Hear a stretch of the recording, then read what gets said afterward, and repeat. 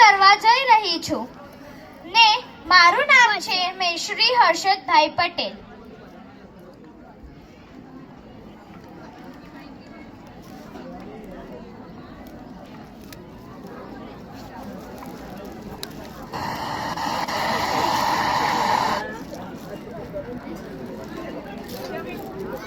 તમને બધાને ખબર છે કે મારું નામ શું છે? મારું નામ ઇન્ટરનેટ દેવી. મારી પાસે બધાના જ સોલ્યુશન હોય. હા બેટા બોલ. શું ચશ્માના નંબર વધારે છે? ચાલ હું તને એક મંત્ર જણાવું. એ તારે સવાર સાંજ બે વાર બોલવાના છે. બોલીશ ને? ઓમ પબજી ગેમાય નમઃ. ઓમ લૂડો ગેમ નમઃ. ઓમ કેન્ડી ક્રશ ગેમ નમઃ. આ મંત્ર તારે સવાર સાંજ બે વાર બોલવાના છે ને આ મંત્રનો તારો ઉપયોગ નથી કરવાનો. હા બેટા બોલ. તું 12મા ધોરણમાં ભણે છે ને? શું મને કઈ રીતે ખબર એમ ને? હું ઇન્ટરનેટ દેવી. મને બધું જ ખબર હોય. અને તને ભણવામાં મન નથી લાગતો, બરોબર ને? ચાલ હું તને એક મંત્ર જણાવું. એ મંત્ર તારે સવાર સાંજ 5 વાર બોલવાના છે. બોલીશ ને? ઓમ ફેસબુકાય નમઃ. ઓમ વોટ્સએપાય નમઃ. ઓમ ઇન્સ્ટાગ્રામ નમઃ. આ મંત્ર તારે સવાર સાંજ બોલવાના છે ને એનો ઉપયોગ કરવાનો નથી. તેથી તને ભણવામાં મન લાગશે.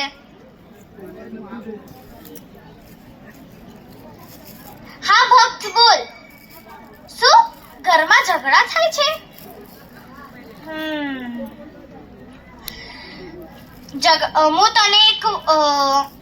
હું તને એક મંત્ર જણાવું અને એનો તારે ઉપયોગ કરવાનો છે. ખમણ સાથે લીલું મરચું ખાવાનું. ખમણ સાથે લીલું મરચું તે તમારી ફેમિલી સાથે તમે ખાધું છે? નથી ખાધું ને? તો આ રવિવારે તમે તમારા ફેમિલી સાથે લીલું મરચું ખાજો ખમણ સાથે. તેથી તમારા ઘરના ઝઘડા ઓછા થઈ જશે.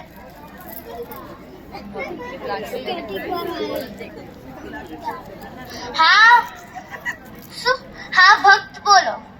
શું સેલરી ઓછી છે?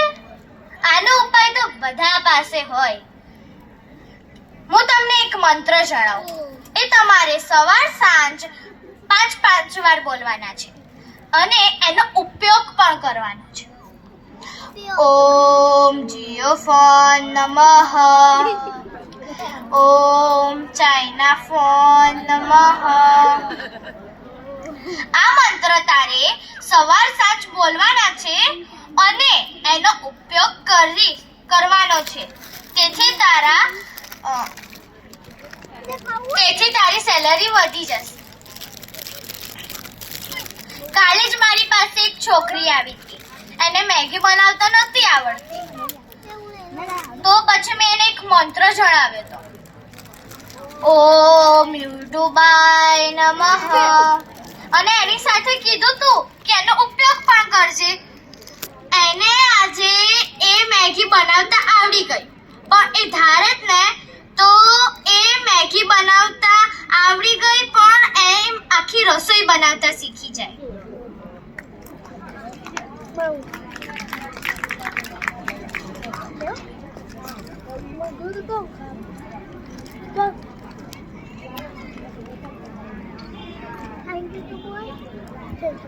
આ ઇન્ટરનેટ દેવીને કેટલા અયોગ્ય અને યોગ્ય સોલ્યુશન બતાવ્યા છે.